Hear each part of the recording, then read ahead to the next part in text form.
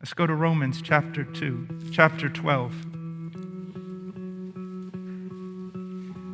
Verse 1. Therefore, I urge you, brethren, by the mercies of God, to present your bodies a living and holy sacrifice acceptable to God, which is your spiritual service of worship, and do not be conformed to this world, but be transformed by the renewing of your mind, so that you may prove what the will of God is, that which is good and acceptable and perfect.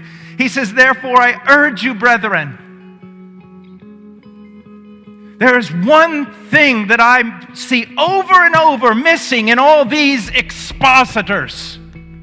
When I come to church, I don't want to hear a New Testament class. I want to hear preaching. I want to see a man who has life and death painted on his face. I want to have the great matters of eternity set before me. I want to be urged. I want to be begged. I want to be pleaded with, because the subject matter is worthy of it. And this was the Apostle Paul. He doesn't just lay truth before people and then walk off the platform patting himself on the back because he did a good job expositing a text. No!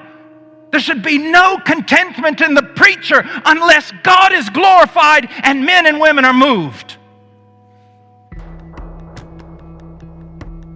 Paul says, I urge you, I beseech you, I beg you, brethren.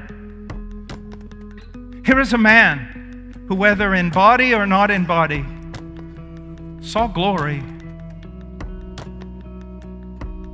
saw paradise. He knows what's at stake. A vision of Christ. He knows the worth of Him.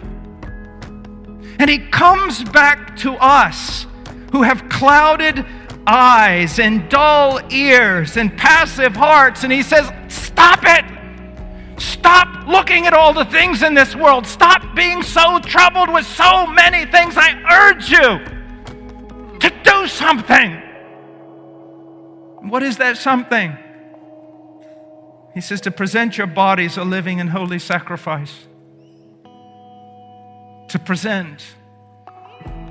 It's an aorist tense here. It's the idea of, it's not this every Sunday make a new pledge.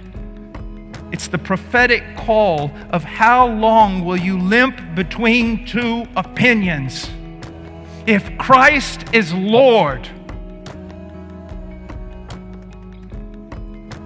if Christ is Lord, then once and for all, offer yourself. Once and for all, stand. Especially you men, stand.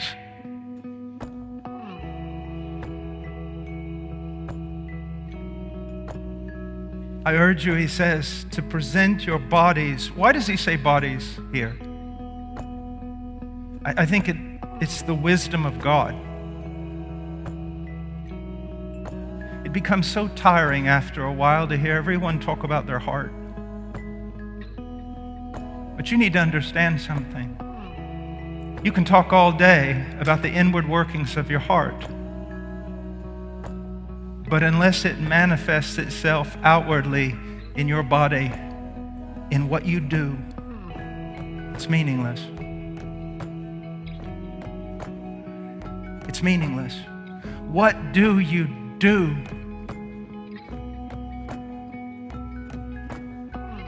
Church, listen to me. We're not standing here at the end of an era. No. It's time to go on and go on and go on. There is so much right here, so much more that can be done here. So much work to be done to take the gospel to the nations, to take the gospel to this nation. So much to be done in Bible translation. There are so many things that can be done, and that's the pain of it. And you say, yes, we have great men and women to do it, but those great men and women cannot do it without everyone that I'm looking at right now. And everyone hearing my voice. Everyone has a place, a work, a task. To either go down in the well are to hold the rope for those who go down. To serve Christ.